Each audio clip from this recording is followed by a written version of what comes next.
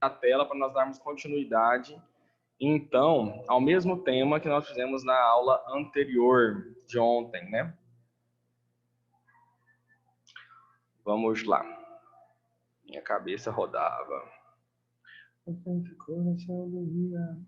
Ontem nós acabamos falando aqui, né, de uma forma final. Acabamos... Wellington, tá mostrando aí para nós o slide? Nós acabamos comentando sobre essa questão... Opa, não foi isso aqui não, hein? Deixa eu voltar lá. Falamos sobre essa imagem aqui, né? Falamos sobre a questão lá e discutimos no final sobre a questão de produção e pastagem, qual seria a sugestão de vocês para esses fatores aqui, né? E o monitoramento que a gente devia ter e a altura mínima e máxima dos animais, lembrando também que a gente tem outros fatores. E mostrei também essa imagem falando sobre a questão da régua de entrada e de saída dos animais, né? Tudo que é aquilo que está relacionado com a saída, nós chamamos de resíduo, né? Então, isso é importante, né? Aqui no caso, que é o que sobra.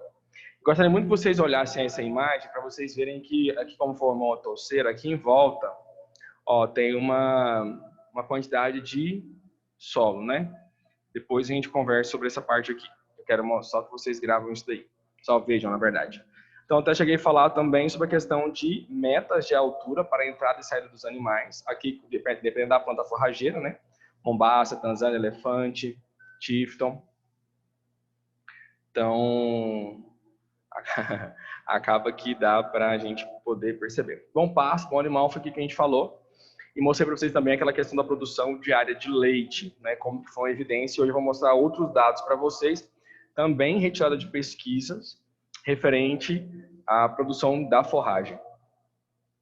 Aqui, gente, já tentei arrumar o slide de algumas maneiras, então vai aparecer, às vezes, meio desconfigurado, tá? Por questão de alguns fatores. Então, como a gente estava falando, é necessário que a gente tenha, então, um processo de planejamento. E esse planejamento, visto a questão da necessidade dos animais, da capacidade de suporte de uma planta forrageira e da área que eu tenho. Lembra? Hoje eu estava lembrando, eu acho que na hora que eu estava terminando de configurar a aula aqui, do Wilker, eu acho que falou ontem, né, sobre a questão lá de calcular o número de piquetes que vai fazer lá na fazenda do pai. Então aqui hoje a gente vai ver basicamente isso, porque isso está dentro do processo de manejo, né? Então deve-se fazer um planejamento da área que a planta forrageira está instalada e assim fazer o controle da carga animal. O que é o controle da carga animal? Quantidade de animais, mas não quantidade de animais, mas de unidade animal.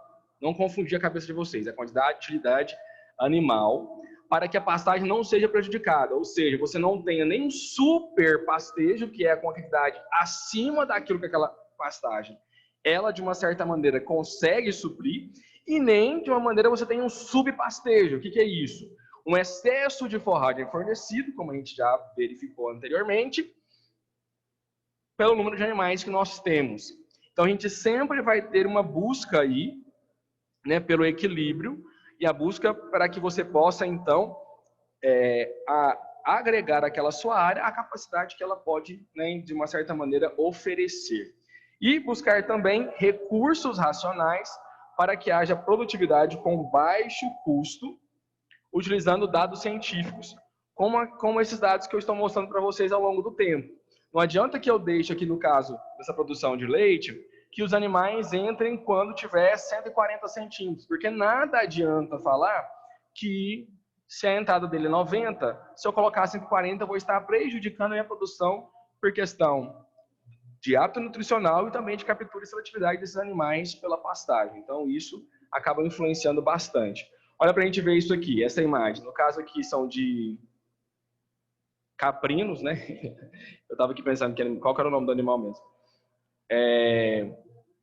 E olha a altura que está o capim. Então, o capim ele está acima da capacidade, para você ver a dificuldade que ele tem de levantar a cabeça para poder capturar o alimento. Então, isso aqui já é uma desvantagem para o animal.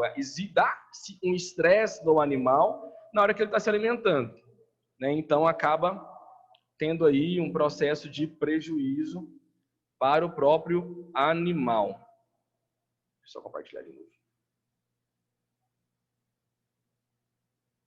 Certo? Isso eu vou ter que parar. Só vou compartilhar aqui de novo para vocês, porque eu fui conferir se eu estava gravando, aí você sabe que se eu não gravar dá problemas, e aí acabou saindo.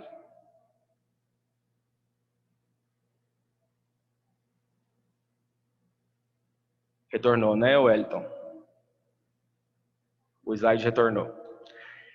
E também não podemos chegar nessas condições, onde nós temos aí um solo exposto, né, e temos aí várias plantas que estão no meio deste pasto, e com certeza isso afeta drasticamente também o processo nutricional dessas animais, como também não podemos, né, ter situações dessa forma, e muito menos originar situações dessa forma. E tudo isso aqui, o que nós estamos vendo nessa imagem, que é um processo erosivo, ele começa quando eu tenho um mau manejo da minha pastagem e, consequentemente,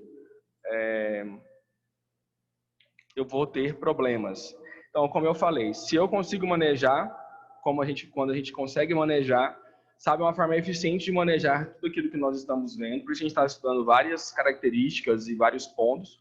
Quando eu manejo bem, eu posso trazer lucratividade. Quando eu manejo mal, eu posso trazer prejuízo, não só financeiro, como prejuízo também ambientais, como a gente pode verificar isso aqui. Lembra quando eu falei para vocês nas aulas, olha, que tem um ponto aqui, né? Deixa eu pegar o ponteiro aqui.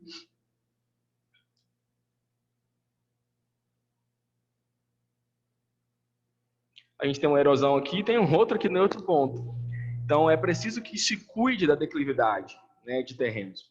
Eu sei que, não sei se vocês utilizam ou sabem mais ou menos, mas as máquinas agrícolas, elas, de uma certa forma, elas vão até uma declividade, trabalham na declividade de até 12%, terreno com declividade de até 12%.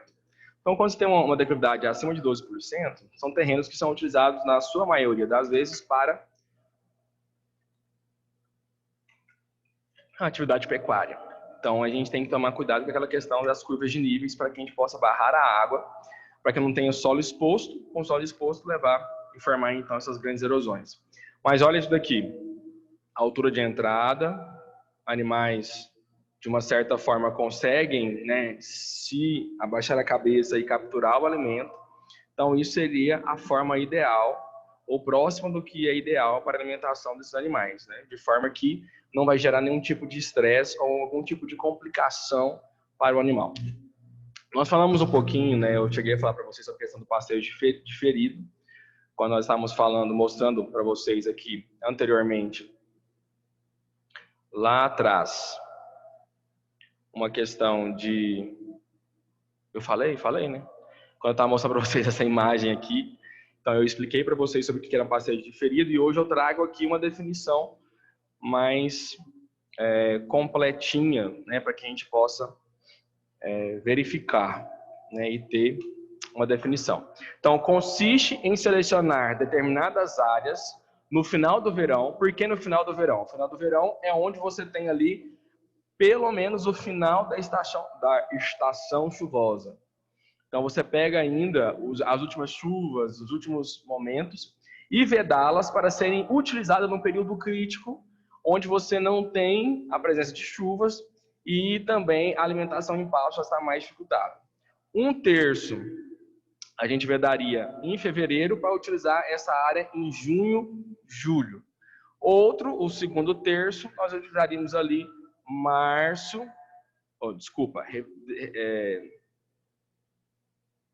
vedaríamos em março para utilização em agosto, setembro, tá? E terceiro terço fica, 3/3 ali, você fica nesse meio termo aí de quanto que você poderá fazer para essa utilização.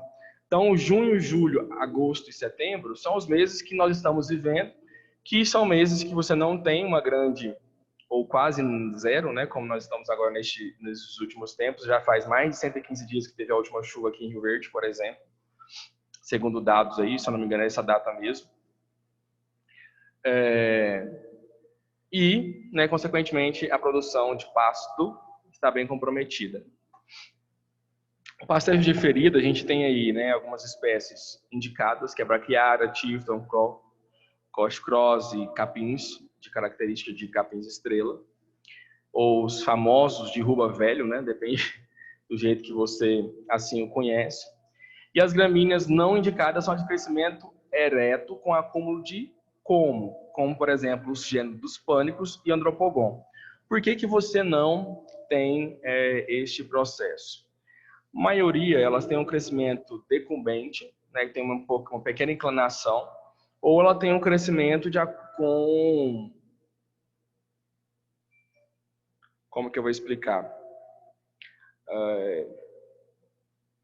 Com estolões, né, que vão se propagando lateralmente. E isso, né, quando a gente está pensando em plantas que formam rompimento ereto, elas, a maioria vão formar touceiras, então elas vão ter alturas muito grandes. E acaba que daqui a pouco a gente vai verificar aqui a parte final delas, né, a parte da base dessas plantas, elas ficam também comprometidas porque elas acabam levando a um processo de senescência e morte do tecido. E isso não é benéfico. Vou mostrar para vocês daqui a pouquinho.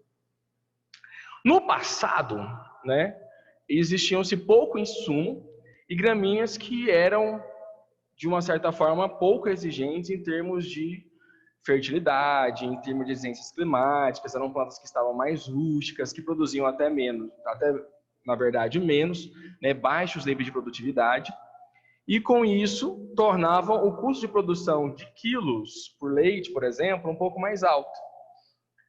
E isso é uma evidência, né, desse processo de baixa produtividade, porque você tinha que ter uma suplementação maior.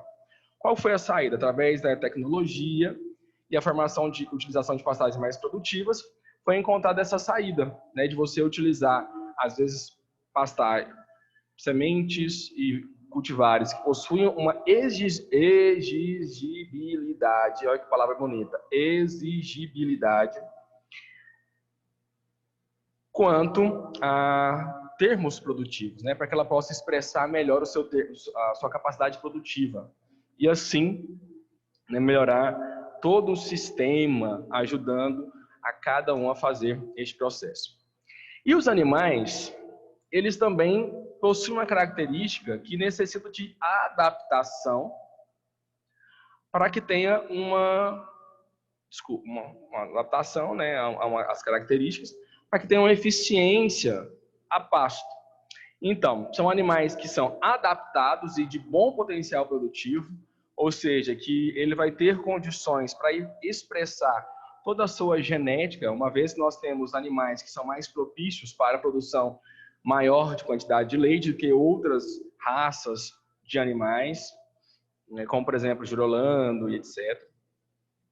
Até mesmo animais da conversão de carne, a conversão produtiva de carne, também a gente possui uma vasta gama aí de raças que possuem essa possibilidade de apresentam mais adaptadas e com o melhor potencial de produção, mesmo que você tenha algumas condições um pouquinho meio atrapalhadas. Forragens produtivas e de boa qualidade que forneçam, então, de forma adequada.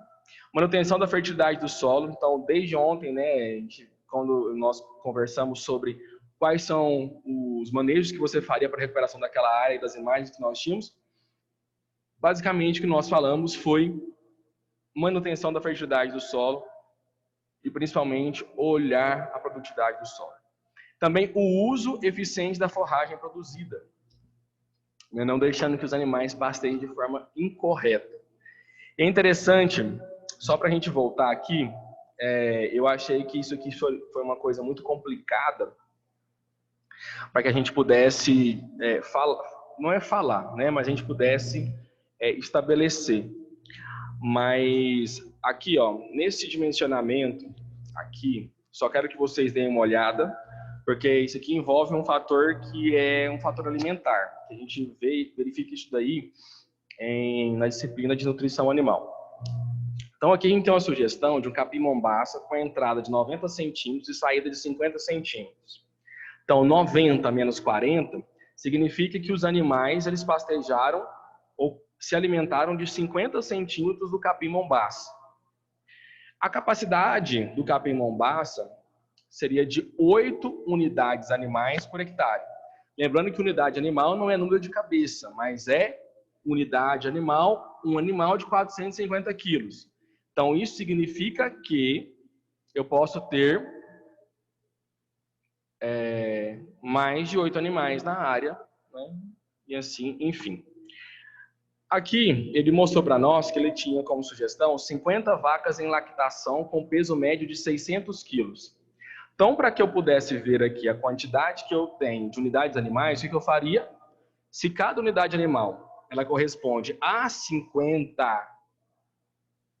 Desculpa, cada unidade animal corresponde a 450, o que eu faria? 600 quilos que cada animal tem, dividido por 450, eu encontraria que uma vaca dessas 50 que ele está oferecendo é correspondente a 1,33 unidade animal. E unidade animal é um animal de 450 quilos.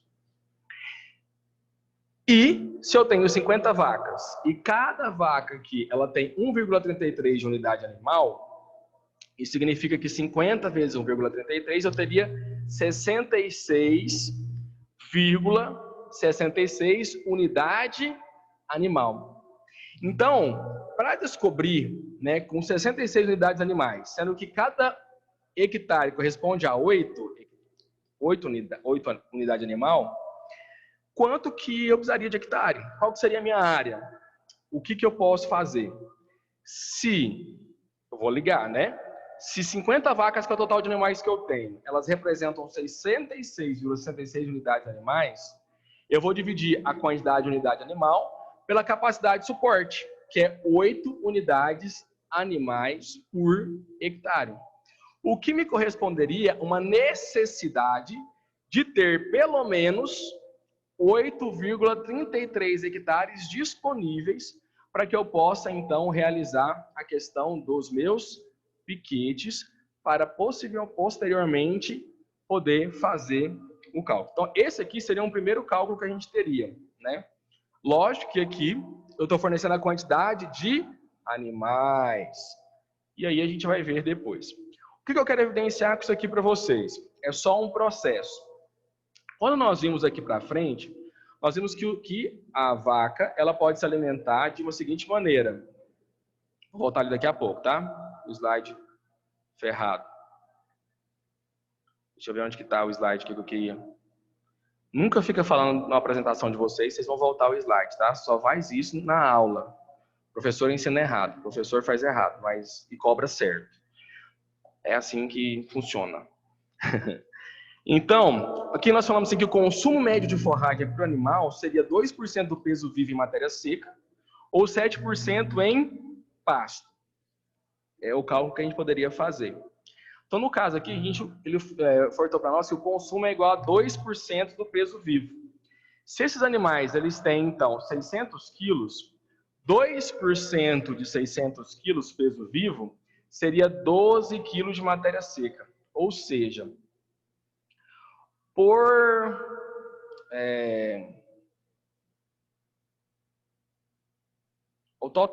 consumo total desses animais, como eu tenho aqui, desculpa, vamos voltar lá. Consumo de 2% de peso vivo. Então, cada animal pesa 600 tendo 2% é igual a 12 quilos de matéria seca. Totalmente, o número total das vacas, se eu tenho 50 vacas e cada vaca come 12 quilos de matéria seca, então 12 vezes 50, temos uma necessidade aqui de pelo menos 600 quilos de matéria seca. Ótimo, excelente.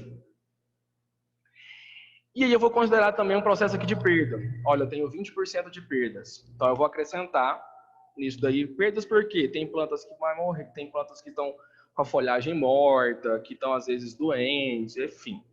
Então todo um processo que a gente precisa de trabalhar.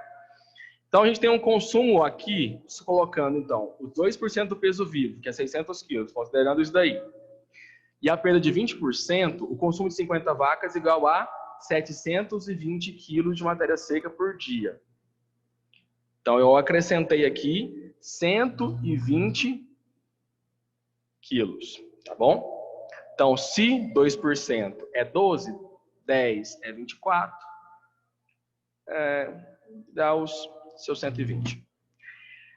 E aí, o que a gente precisa de verificar aqui? Que eu queria só chamar a atenção de vocês. Seriam isso daqui, ó. Essa palavrinha aqui, dever, é um nome complicado, meu Deus. Densidade volumétrica. O que é uma densidade volumétrica? Por exemplo, eu tenho essa garrafa de água e a capacidade dela é de 1 litro. Não é, mas faz de conta. Vocês não estão vendo? Posso falar que é.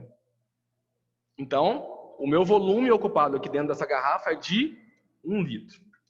A densidade, né?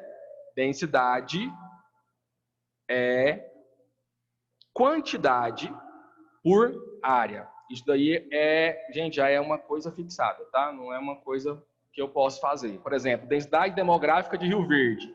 Quantos habitantes por quilômetro nós temos? Então, você pegar o quê? Quantidade de habitantes dividido pela extensão que você tem da cidade. A cidade tem 8.000 quilômetros quadrados, sei lá. Não sei, estou chutando. Então, você divide aí os 200.000 habitantes pelos 8 quilômetros quadrados, sei lá. E aí, você faz a conta da densidade. Então, aqui, eu quero mostrar para vocês que o Capim Mombaça, aqui, a entrada de 90 centímetros e a saída de 50, significa que os animais pastejaram 50 centímetros. 50 centímetros eles comeram.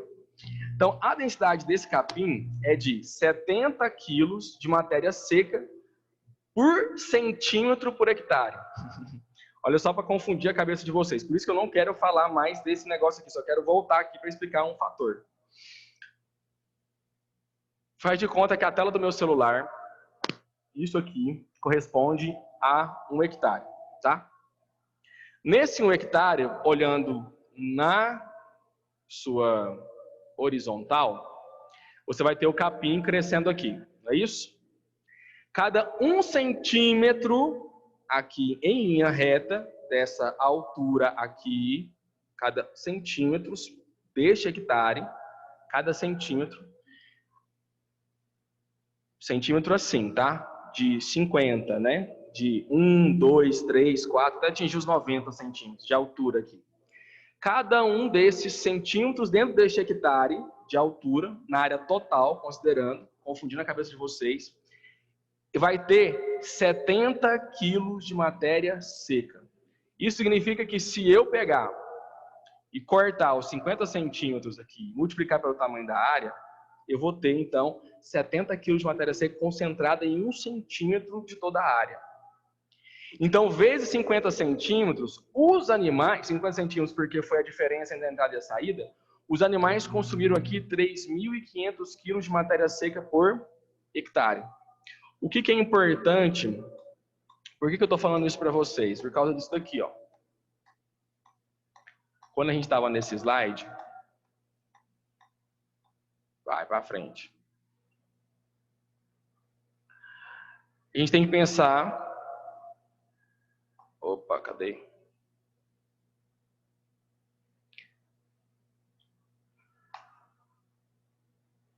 Num processo aqui, ó, de uso eficiente dessa forragem produzida, nesses centímetros que a gente está falando, e uma previsão alimentar também para a época da seca. Para que a gente não possa, então, somente se preocupar com um determinado momento. Por que essa questão que eu estava mostrando para vocês, isso acaba sendo muito importante você olhar lá e ver que tem 70 centímetros, 70 quilos por centímetros lá. Porque você vai saber, através disso, a quantidade de animais que você pode utilizar. E qual seria, então, o crescimento dessas plantas? E isso vai evidenciar para mim também o processo de poder, de uma certa maneira, calcular quantos animais que eu vou colocar nessa área e poder utilizar nessa área. E saber quanto que esses animais eles vão consumir. E se a minha forragem, ela vai conseguir, então, fornecer isso daí. Por quê? Os animais aqui vão ter a pastagem, vai ter recurso como o solo, o clima e a planta. Esse crescimento aqui, ele varia de 2 a 4% do total que essa planta, então ela vai chegando ao dia e vai subindo. Quando você tem, então, todo esse crescimento dessa planta, você vai ter a forragem produzida, que é, como nós notamos, em 50 centímetros, eu tenho 3.500 quilos de matéria seca produzida. A cada centímetro, eu tenho 70 quilos de matéria seca produzida. Lógico que eu estou falando especificadamente de um tipo de capim. Qual capim que era? O capim Mombasa. Onde que eu encontro essas informações? Nas literaturas ou que são também publicações referindo-se à pastagem que você está utilizando. De tudo aquilo que foi produzido, vamos olhar aqui, consumido, vai ser, dependendo da quantidade da entrada e da saída desses animais, uma porcentagem de 40% a 80%. Lembrando-se que os animais entram com 90, então a pastagem chega a 90 centímetros, e eles vão se alimentar de 50 centímetros. Então não é do 100%, então a utilização dele é de 40% a 80%. E isso impacta basicamente na conversão animal, que pode ser de 7% a 15%. Essa conversão pode ser tanto em leite, como também pode ser em carne. Confuso aí? Não. Quais são os componentes da produção? Primeiro, a produção por vaca, no caso aqui, de leite. Quanto que cada vaca produz de leite? Ela produz 15 litros, 17 litros, 18 litros por dia ou por ordenha. Então, a gente vai dar uma verificada. Ou vezes a quantidade de vacas por hectare. No caso, nós vamos ter então, no total, multiplicando a produção de vaca pela quantidade de vaca, a produção de leite por hectare. Nesse hectare eu consigo produzir tantos litros de leite X. Então, quando você tem um manejo intensivo, esse manejo intensivo, lembrando, extensivo, contínuo, aberto, em pasto. Semi-intensivo, pasto mais suplementação. E intensivo, rotacionado o tempo todo, ali principalmente de leite, os animais ficam se alimentando em coxo, o alimento fornecido ali, não precisa de buscar e aprender. Então, com o manejo mais intensivo, existe aí uma eficiência maior do uso do pasto. E o manejo intensivo aqui não está querendo dizer sobre questão de produção, tá? Mas questão de rotatividade maior. Essa eficiência de uso aumenta, uma eficiência do uso do pasto, controlando-se perdas. E com isso você tem o quê? Uma alta produção de forragem, que também, como aqui no processo de conversão, vai gerar uma produção, uma conversão muito maior do que comparado com outros. Só vamos analisar, então, comparando aquelas pastagens, a forragem consumida, as pastagens que nós fizemos ontem, visualizamos ontem na aula, a utilização dessas pastagens e o processo de conversão em cada uma delas seriam muito diferentes, como nós conseguimos perceber, porque tudo isso interferiria aqui nesse produto animal. Bom, quais são, então, as questões mais importantes nesse manejo? O que seria o alvo do manejo? Primeiro, período de frequência, período de ocupação. Aqui está o contrário, viu? Deixa eu ver, está ao contrário? Quando entrar com os animais? Período de ocupação, frequência. Quando sair com os animais? Período de descanso, maior intensidade. Não está certo, só que a gente só está querendo lembrar isso daqui. Quando entrar com os animais? Então, de acordo com a variedade que você tem, com a cultivar que você tem, aquela entrada que é solicitada na literatura, 70, 90, Mombasa, 90. E com que frequência que os animais eles vão entrar? A cada 3 dias, a cada 7 dias, a cada 21 dias, a cada 8 dias? Quando sair com os animais? Então, aí verifica de período de intensidade. Então, sempre o período, e vai gerar para nós, o período de ocupação e o período de descanso. E isso sempre vai ser para nós o alvo de manejo, tanto período de ocupação como período de descanso. Levando em consideração também o quê?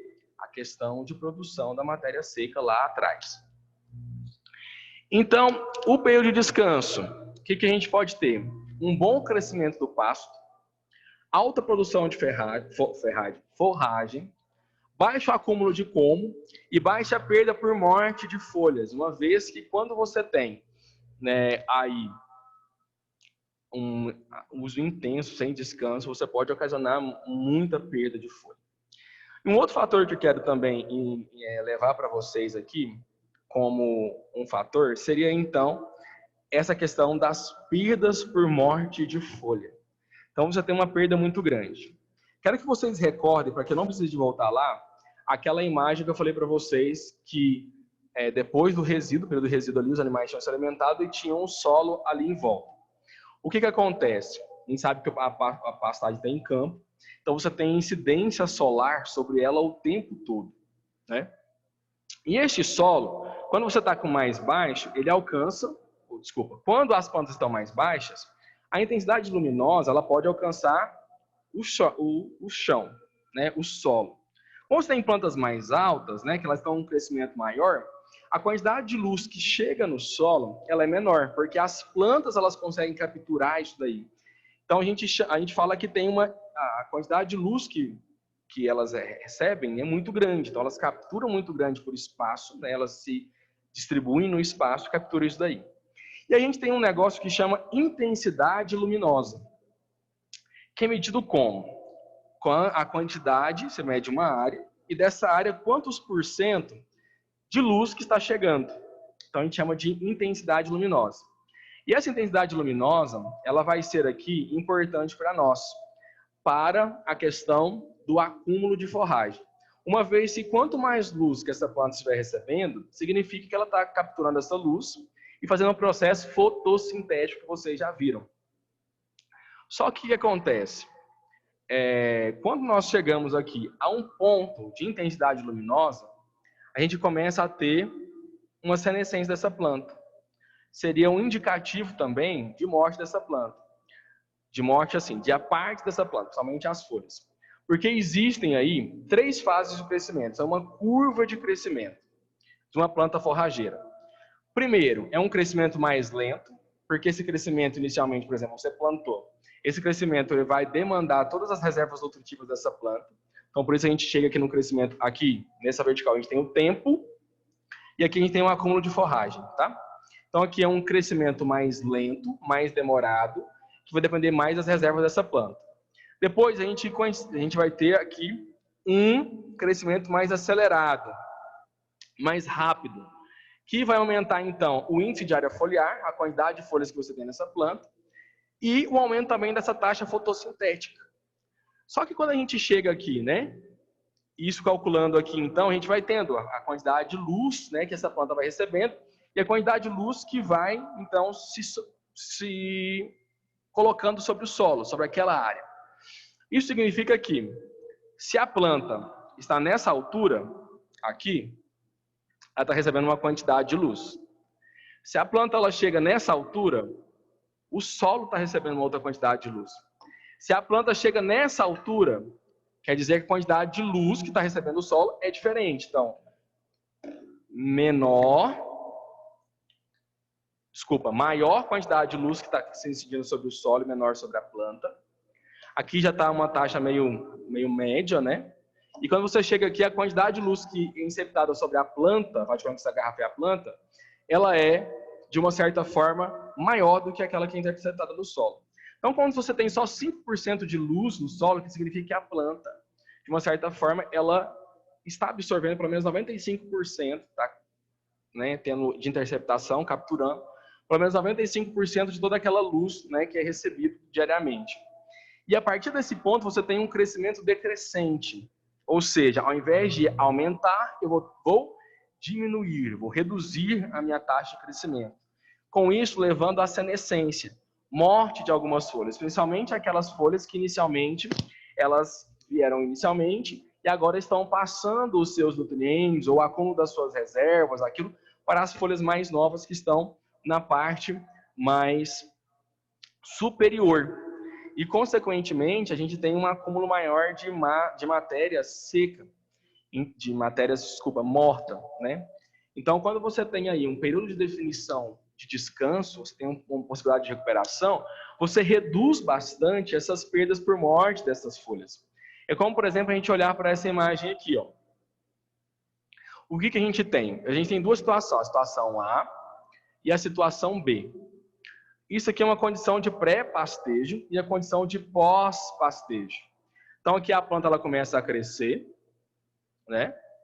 Inicialmente, e vai se alongando, fazendo o crescimento de como e tudo mais. Então ela vai ser pronta aqui para que ela possa, de uma certa forma, ser pastejada.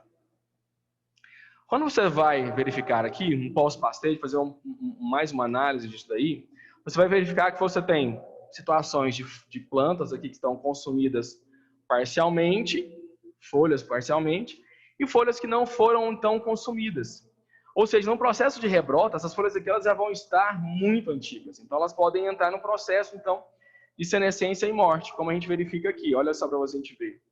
A e B. Então aqui a gente pode verificar, ó, na situação A, a gente tem uma quantidade, quando a gente vai rebrotar, olha, uma quantidade muito maior de plantas que estão inteiramente verdes, que podem ser aproveitadas por inteiro. E aqui a gente já tem uma quantidade, na posição B, quando você não tem folhas, você tem uma quantidade de folhas que não foram consumidas, a gente tem aqui uma quantidade muito grande de folhas que já estão senescentes ou estão já mortas. Isso também pode ser influenciado por um fator, a altura de pastejo. A altura de pastejo, ela pode influenciar nisso aqui, assim como também o período de descanso. A gente tem que estabelecer um período de descanso correto para que essas plantas elas possam se recuperar e também estabelecer a altura correta de entrada desses animais e saída desses animais para que a gente não possa ter, então, perdas muito expressivas, tá bom? E, lógico, a gente vai ter retorno econômico através da estrutura que a gente estabelece nesse pasto. Principalmente relacionada pela altura, tanto de entrada como de saída. Nessa entrada a gente vai ter uma relação folho-com, lembrando aqui, ó, lá daquele slide complicado que eu mostrei para vocês, né, de quanto que cada planta ela vai ter, né, distribuição de densidade de uma área. A porcentagem de material morto e a porcentagem de folhas. Tudo isso aqui ela vai interferir no quê? Na eficiência do uso, no desempenho animal e também no retorno econômico, porque quanto maior for a eficiência desse uso, né, quanto maior for o desempenho animal, maior será o retorno econômico trazido pela atividade. Então, o controle da estrutura é sempre nesse fator, período de descanso, mais a quantidade de resíduo que eu fico. Então, quantidades de dias de descanso e a quantidade de altura do resíduo, quantidade que os animais eles têm que sair e deixar ali, principalmente, né, lembrando que tem que ser acima do ponto de crescimento dessas plantas, né, para não ter problema. Olha só para a gente verificar aqui. Eu trouxe aqui duas imagens para vocês, onde nós temos uma variação na disponibilidade de forragem durante o ciclo de pastejo. Então aqui, ó, nós temos a quantidade de matéria seca de quilos por hectare. E aqui nós temos período de ocupação, período de descanso, período de ocupação, período de descanso, período de ocupação, e vai para frente, né? Aqui eu estou falando só um ciclo, segundo ciclo. Então, estabelece daqui para cá é um primeiro ciclo, daqui para cá é o segundo ciclo. Então, a gente verifica aqui no ponto zero, os animais eles entraram e ficaram ocupando essa área durante 5 dias. Então, o que acontece com a pastagem? A massa seca que está aqui no alto, ela vem descendo, porque os animais, eles consumiram isso daí. E aí, o ciclo total aí é de 40 dias. Significa que a área ficou em descanso durante 35 dias. O que acontece com a massa seca? Ela volta ao normal. Chegou aqui no seu estado, deu o período de descanso, os animais vão retornar para este piquete, por exemplo, e vão pastagear por mais 5 dias. Está estabelecido aqui, período de ocupação 5 dias, período de descanso 35, total 40 dias. Então, os animais estão aqui 5 dias, redução da pastagem. Voltou aqui, os animais saíram, aumenta a pastagem. E assim, consequentemente, nós vamos ter essa variação nessa disponibilidade no pasto. Olha para a gente ver aqui, reduzindo, então, esse intervalo de pastejo, dando pelo menos um terceiro ciclo, por exemplo. Olha aqui. Então, a gente vai ter 5 dias de ocupação, 25 dias de descanso. 5 dias de ocupação, 25 dias de descanso. 5 dias de ocupação, 25 dias de descanso. 3 ciclos. Olha aqui o que acontece. Mesmo fator de reduz, o animal sai, aumenta a quantidade de pastagem. Então, o que isso aqui vai interferir? Vai interferir para mim a quantidade que eu tenho aqui no fator pastagem, que foi aquilo que eu mostrei para vocês lá naquela telinha complicada lá, que o Mombasa, a cada 1 centímetro por hectare, né, de altura, ele tinha 70 quilos de matéria seca.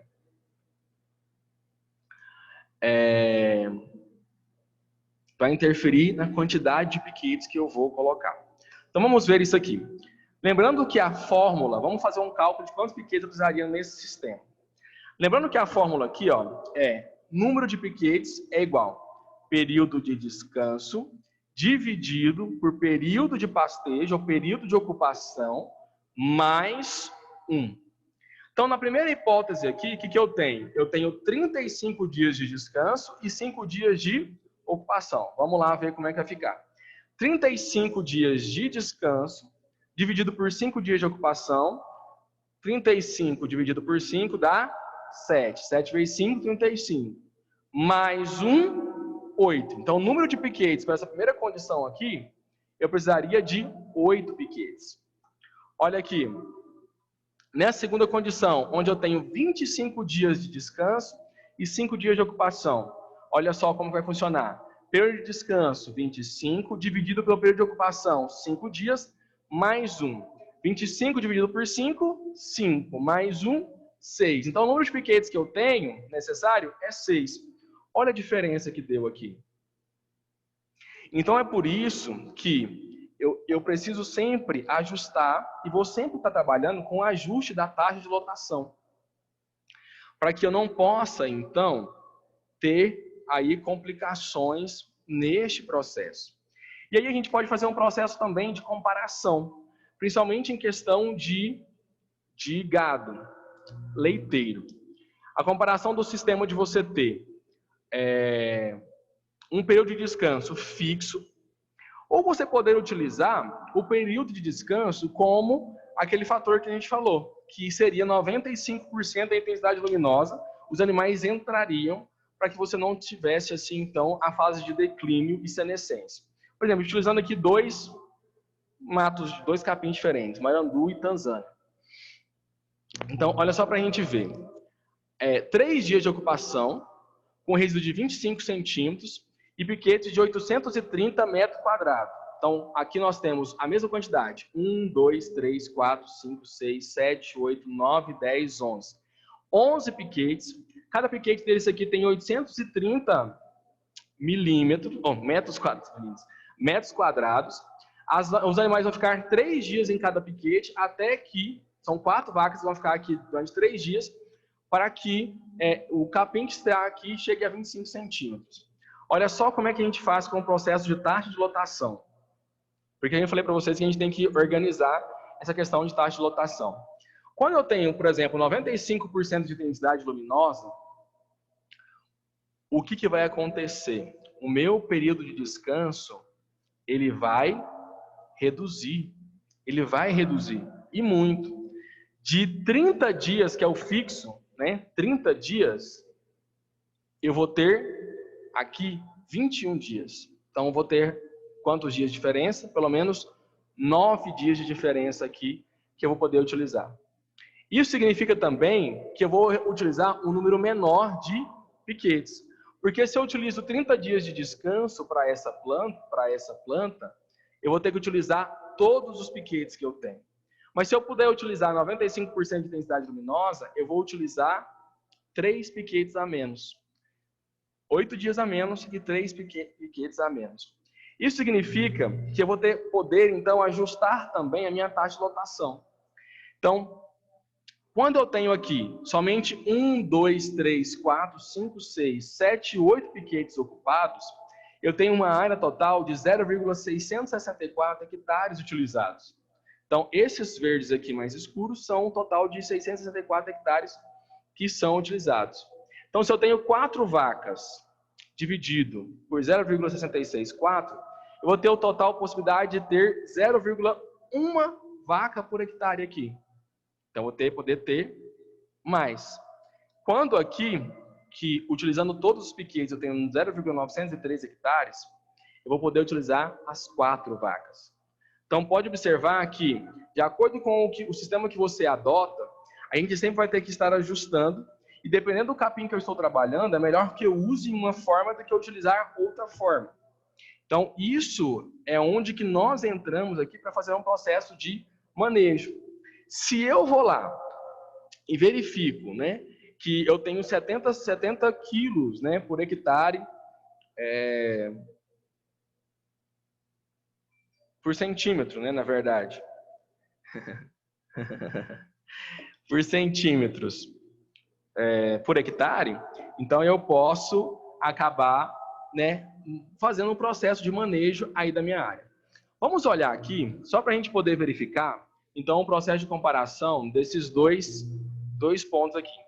Então, comparando, você utilizar um sistema de descanso através de 95% de interpretação luminosa, que foi aquela forma que 5% da luz chega no solo, calculada, né, através de quadrados e etc. E a condição física. Então, o período de dias de descanso, 95%, 21 dias, e o fixo, 30 dias.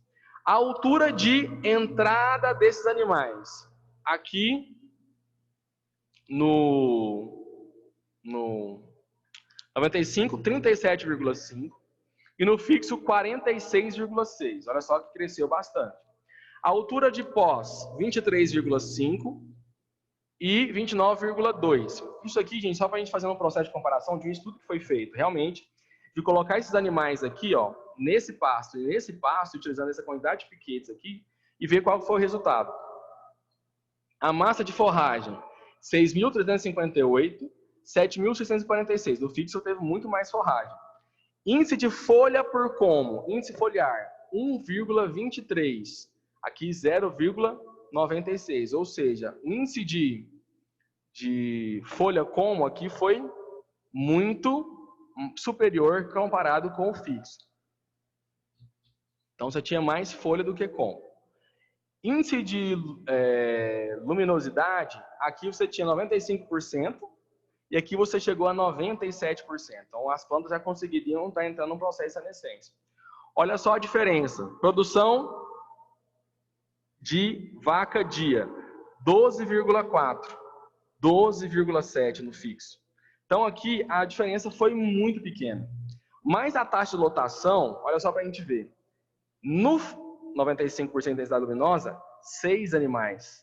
No fixo, 4,4. Diferença de 37% de diferença na capacidade de lotação dessa área. E na produção diária, litro por hectare, olha só, 95% de intensidade, 74,4. Aqui, 55,9 litros. A diferença de 36% na produção. Então, gente, é muito grande a diferença. Então, por isso que a gente tem que manejar bem e escolher bem aquilo que eu vou fazer. De que forma que eu vou fazer esse processo de escolha disso daqui. E o que está interferindo aqui na produção? Está interferindo aqui na taxa de lotação e na produção de vaca. O que está interferindo aqui seria a altura e quantidade de nutrientes que você vai ter nessas plantas, né, de acordo com os dias que você está passando em qualidade nutricional, tá bom? E sempre é importante a gente sempre pensar em um outro fator, que é, né, otimizar a produção de forragem na pastagem. Então, isso aqui é uma forma de otimização, né, dependendo da sua condição. Otimizar a eficiência do pastejo e ajustar o número de animais por área de acordo com a capacidade de suporte da pastagem, ajustando o período de descanso e também o período de ocupação dos piquetes. E, claro, planejar o suprimento da forragem para a seca. Então, no caso aqui, se eu estivesse utilizando aqui 95% de intensidade luminosa e utilizando um período de descanso de 21 dias, eu poderia, por exemplo, utilizar esses 3 piquetes aqui para a produção de milho, de cana, ou para a produção de um pasto diferido, e sim, está me planejando para suprir a necessidade de forragem para a seca, né, quando os animais estiverem aí. E aí a gente precisa de ter Por que esse período de descanso ele acaba sendo muito importante? Porque um período muito longo de descanso, ele acaba tornando um processo de um pastejo mais desuniforme, devido aí à questão dos animais eles poderem selecionar mais as plantas que vão estar com menos teor de lignina, menos fibrose, etc. E isso ocasionar uma variação na produção. E o que pode gerar? Áreas superpastejadas, ou seja, que vai gerar um esgotamento, ou áreas subpastejadas que vão necessitar de uma roçada. Como, por exemplo, a gente verifica nisso aqui, ó. Olha as desuniformidades que você tem. Áreas que estão mais altas e áreas que estão com pastejo menor. Uma desuniformidade muito grande. Olha só aqui a questão, ó, de produção, variação na produção diária das vacas, leite, quilo diário por cada vaca. Quando você estabelece aqui, ó, a quantidade de dias também que essas vacas elas vão ficar. Olha, quando ela está no piquete 1, produção reduz, aumenta. Então, até nessa questão da variação da quantidade de leite, isso acaba também influenciando basicamente, tá? Então, por isso que é importante a gente verificar isso aqui. Porque quando volta para cá, eu tenho que ter um condicionante aqui bem importante que chama-se período de descanso. A duração do período de ocupação. Período de ocupação muito curto exige uma quantidade muito maior de piquetes. Então, quanto menor for o período de ocupação, maior a quantidade de piquetes que eu vou precisar. Então, o cálculo de piquetes já está aqui. Período de descanso dividido por período de ocupação mais 1. Então, a gente tem aqui, ó, número de piquetes necessários para a instalação de um sistema de pastejo rotacionado, né, de acordo com a fórmula. O piquete é igual ao período de descanso dividido por período de ocupação mais 1. Então, aqui a gente tem um período de descanso de 35 dias, 25 dias e de 15 dias. E temos um período de ocupação aqui de 1, 3, 5 e 7 dias. Então, aqui nesse meio, nós temos aqui a quantidade de piquetes que nós precisaríamos. Olha para a gente ver. Com um dia de descanso, um dia de ocupação e 35 dias de descanso, eu preciso de 36 piquetes. E olha a diferença que eu tenho de 35 dias de ocupação de descanso com 7 dias de ocupação. 60 dias, desculpa, 6 o número de piquetes. Então dá uma diferença de 6 para 30, desculpa, de 36 para 6 de 30 piquetes. Olha só para a gente ver, uma diferença muito grande e muito expressiva nessa quantidade. E aí, tá, eu sei que o número de piquetes eu calculo através dessa fórmula, período de descanso dividido período de ocupação mais 1. E como que eu sei a área do piquete? Interessante. Como que a gente calcularia essa área do piquete? Essa área do piquete é calculada através dessa fórmula aqui, ó. O número de animais que eu tenho, que eu vou colocar por piquete, vezes a área ocupada por cada animal por metro quadrado, vezes o dia de ocupação. Tá bom? E como que eu vou fazer esse processo aqui? É de acordo com a demanda, né? Alguns locais sugerem que você tenha, dependendo da fase que os animais estão, de 50 até 100 metros quadrados por animal. Que você tem necessidade para ter. Então, aqui estamos dando um exemplo. Considerando um lote de 50 animais, e cada animal ele vai ter 100 metros quadrados de ocupação por animal, e 3 dias de ocupação, quanto que seria então a área do meu piquete? A área do meu piquete seria então, utilizando a fórmula, número de animais. Quantos animais? 50. Vezes a área animal em metro quadrado, 100 metros quadrados por animal.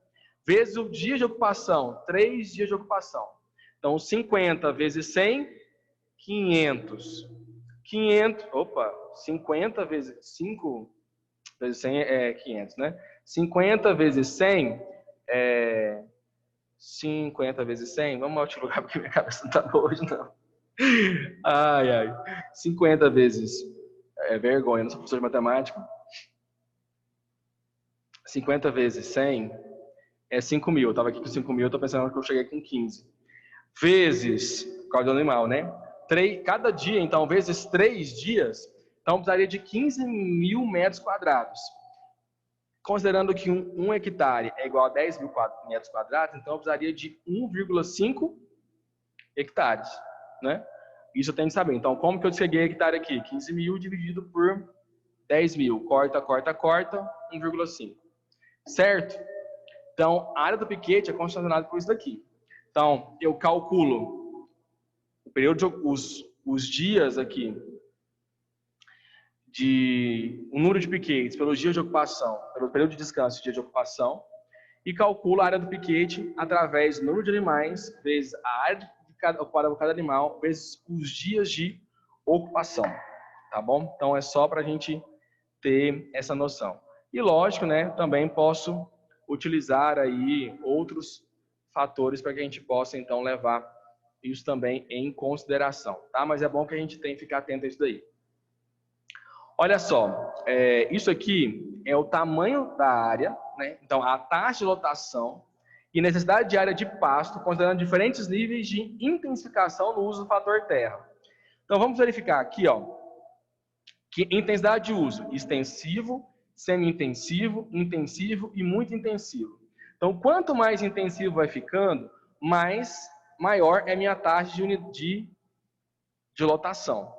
E, consequentemente, ela é dada em unidade animal, 450 quilos de peso vivo. Então, aqui no extensivo, a taxa de lotação, 1,4. No semi-intensivo, 2,6. No intensivo, 4,5 unidades animais. No muito intensivo, 6,9. Quanto que seria, então, calculando aqui por UA e não pelo número de animais, o piquete? Então, 1 metro cúbico por unidade animal seria 126 para extensivo, 91 para semi-intensivo, 65 para intensivo e 40 metros quadrados por unidade animal no muito intensivo.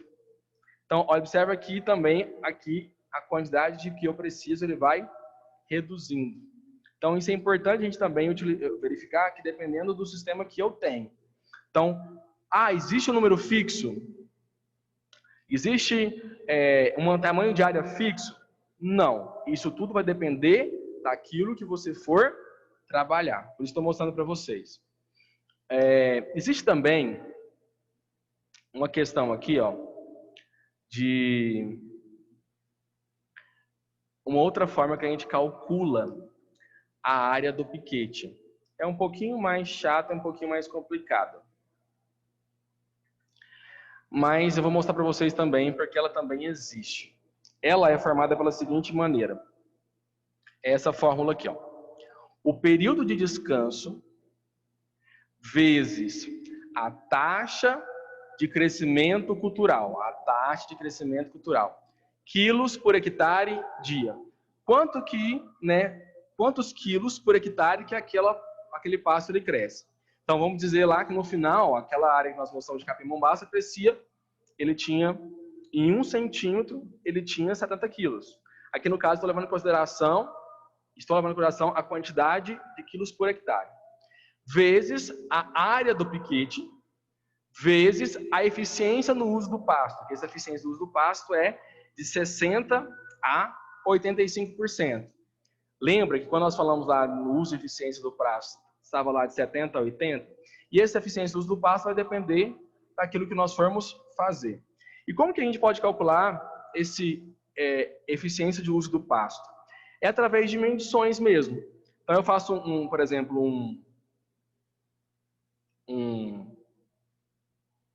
uma barra lá de 1 metro por 1 metro, meço lá e corto e vejo quanto que eu tenho de matéria seca naquela área. E, consequentemente, depois eu vou lá e vejo quanto que os animais conseguiram comer. Então, isso a gente faz um processo e vê quanto por cento que teve de eficiência. E aqui é igual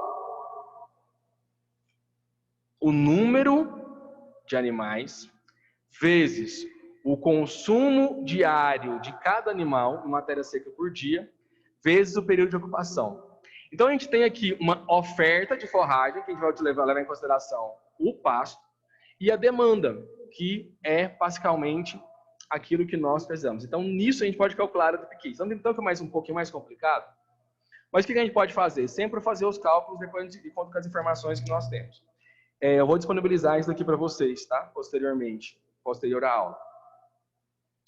E aí a gente tem a taxa de crescimento, a gente está vendo aqui que no cálculo eu tenho aqui a taxa, o TCC, a taxa de crescimento cultural em quilo-hectares dia. Na literatura existe isso daqui, que o colonial com adubo, ele tem um crescimento, 1 quilo por matéria seca por dia, de 69 a 76 quilos. O colonial sem adubo, de 27 a 43. Onde que isso aqui influencia, pelo amor de nosso Senhor Jesus Cristo? Se você é pagão, o problema é seu. Deixa isso gravado, né? Vai para o YouTube e eu estou ferrado. O que acontece? Se eu sei a demanda dos animais, se eu sei a quantidade que cada planta ela cresce por dia, eu vou poder estabelecer o período de ocupação e o período de descanso através desse conhecimento. Conseguiram compreender isso? Se eu tenho que, em um dia, essa planta ela cresce 69 quilos, e eu preciso lá de 720 quilos para atender a quantidade de animais que eu tenho, então 720 dividido por 69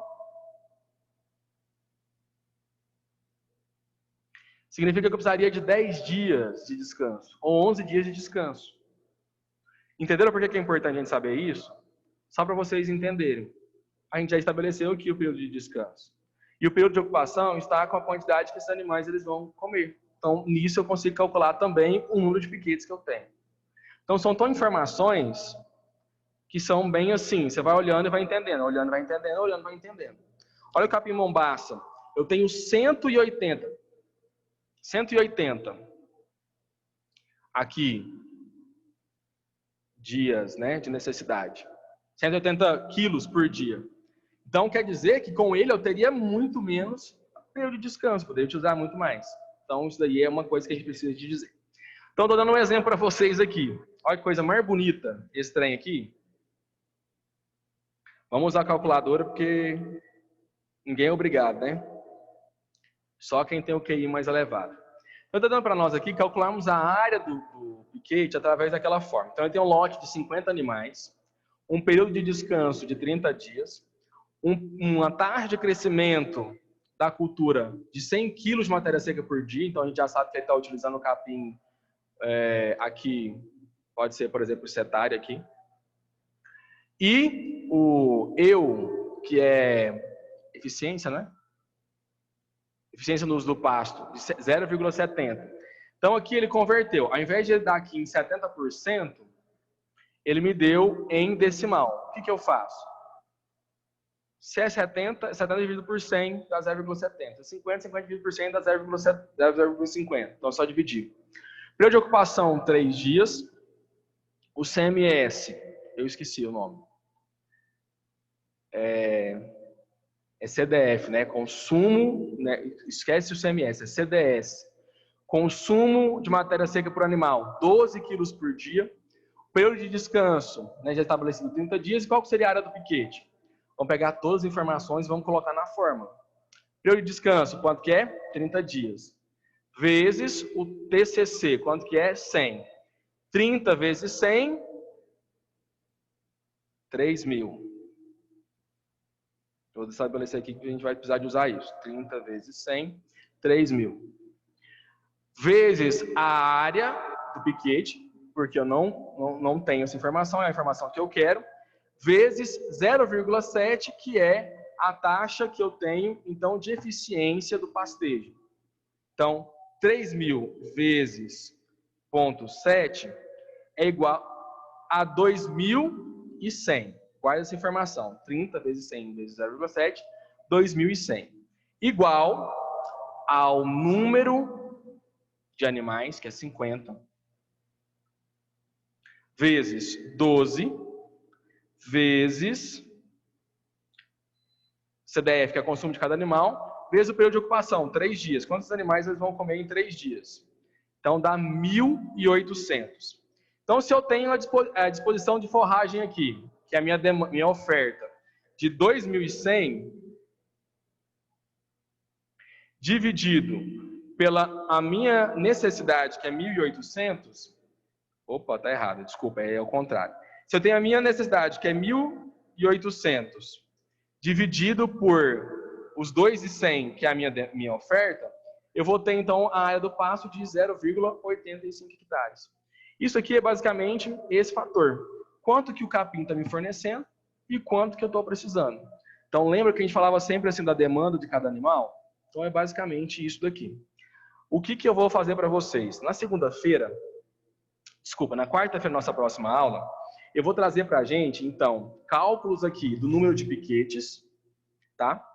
Tanto com 95% de intensidade luminosa, como aqui o composto fixo. Vou trazer também aqui para vocês na quarta-feira, né? O cálculo da área do piquete por essa informação e a taxa por essa informação, para que a gente possa, então, se familiarizar maior com isso. Então, isso vai depender muito do que a gente vai poder fazer. Então, eu vou mandar para vocês uma lista.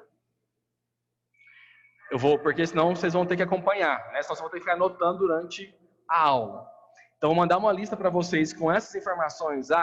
Numa área com capim mombaça que tem com a taxa de crescimento 180 dias de quilo de matéria seca por hectare e dia. E nós vamos fazer juntos na próxima aula, tá bom? Correto? Pode ser assim? Podemos combinar assim? Só para finalizar, só queria mostrar para vocês aqui este fator aqui, ó.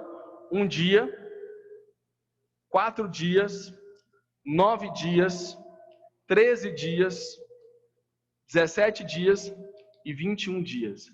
Então, olha a diferença da recuperação que você tem, né, ao longo do tempo que você vai tendo nos seus passos. Por isso que é importante a gente estabelecer, né, e assim cumprir, né, com a que a gente tem. Olha 24 dias, que coisa mais boa, perfeição, tá?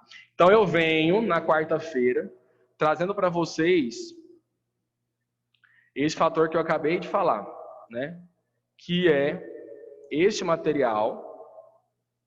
Cadê vocês? Ah, tá, tem estopia aqui. Este processo, né, para a gente poder calcular todo mundo junto aqui em sala de aula, ok? Coloca ok, falando assim que vocês combinou, o Clay colocou. Tá bom? Sobre a aula prática, eu vou parar de gravar o vídeo, mas eu vou continuar gravando. Divino, professor, e a aula prática? A aula prática funciona da seguinte maneira. O nosso colega Clébio, ele está conseguindo lá na ITC, Instituto Tecnológico Comigo, uma visita técnica. Nós vamos em parceria com a professora Natália e está marcado inicialmente para o dia 26 de setembro, que é esse mês, claro. Então, a gente reserva essa data aí de vocês, tá bom? E assim a gente vai pegando mais gancho aí, tá certo?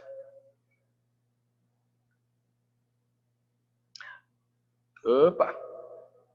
Já ia fazendo cagada aqui.